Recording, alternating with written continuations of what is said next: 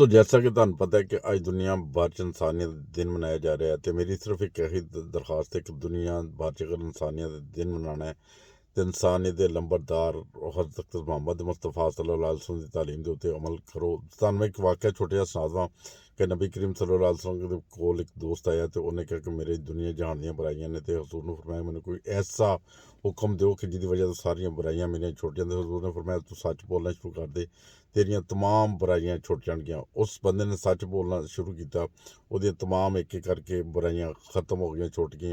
और ਜਦੋਂ कोई बुराई करन लगे तो सोचे कि मैं नबी करीम सल्लल्लाहु अलैहि वसल्लम जाके सच बोलना उन्हां नाल ते एक एक करके सारियां ਦੀਆਂ बुराइयां छुट गईयां। दूसरी गल है वे कि जर्मनी ਦੇ ਵਿੱਚ ਜਿਹੜੇ नए कवानीन आए ने नवें साल ਤੋਂ लागू ਹੋਣਗੇ ਨੇ ਵੀਜ਼ੇ ਦੀਆਂ ਸਹੂਲਤਾਂ ਬਹੁਤ ਆਸਾਨ ਕਰਤੀਆਂ ਨੇ, ਨੈਸ਼ਨੈਲਿਟੀ ਦੀਆਂ ਸਹੂਲਤਾਂ ਆਸਾਨ ਕਰਤੀਆਂ ਨੇ।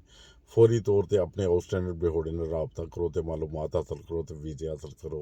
छोटे ਜਿਹੇ पैगाम से दो